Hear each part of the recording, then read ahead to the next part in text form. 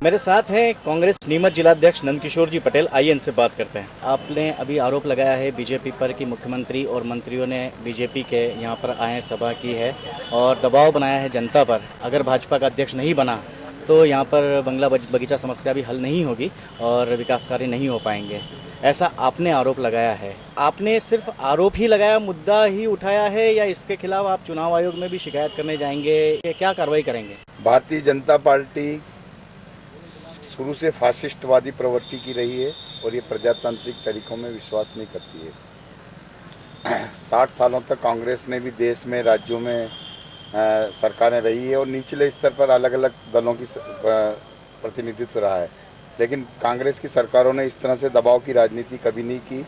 जनता स्वतंत्र है, लोकसभा में अपना उम्मीदवार अलग पार्टी का चुन सकती है, विधानसभा में अलग चुन सकती है, नगरीय निकायों में अलग चुन सकती है। लेकिन जब इनको लगा कि हमारी धरती खिसक रही है तो इस तरह के बेतुका आरोप लगाना चालू किए कि हमारा आदमी नहीं जीतेगा तो समस्या हल नहीं होगी। लोकसभा में भी इनने बंगला बगीचे के नाम पे वोट मांगे, विधानसभा में भी बंगला बगीचा के नाम से मांगे और 1 साल हो गया उस बात को, आज तक कोई समाधान नहीं कर पाए। तो इस बात को कहने के लिए इनको मजबूर होना पड़ रहा है कि बंगला बगीचा का समाधान चाहिए तो नगरीय निकाय में भी हमारे लोगों को जिताओ। कुल मिलाकर राज्य सरकार की मंशा ही नहीं है कि समस्या का समाधान करे और जो जिस धमकी भरे लिहाज में मुख्यमंत्री जी ने और उनके नगरीय प्रशासन मंत्री ने यहाँ बात की है, उसकी हम संगठन की ओर से प्रदेश कांग्रेस कमेटी को भी अवगत कराया है और निर्वाचन आयोग को भी हमने सूचना भेजी है, इसकी कार्रवाई हेतु निवेदन किया है। बीजेपी के 3-3, 4-4 मंत्री यहाँ पर आए हैं, सभा कर गए हैं, मुख्यमंत्री स्वयं आए हैं और सभा करके गए हैं। कांग्रेस क्या बहुत ज़्यादा कॉन्फिडेंट है कि हम तो वैसे ही जीत जाएंगे, या फिर आप इतना ही नहीं चाहते ये सीट? क्यों आखिर जो है बड़े नेता की किसी सभा नहीं हुई अभी तक? कांग्रेस का सदैव से विश्वास रहा है कि निचले स्तर के चुनाव, चाहे नगरीय निकाय के हों या पंचायती राज संस्थाओं के हों, ऊपर का नेताओं का हस्तक्षेप कम से कम रहता है और जनता को अपने विवेक पर निर्णय करने का अधिकार जो रहा है वो होना चाहिए।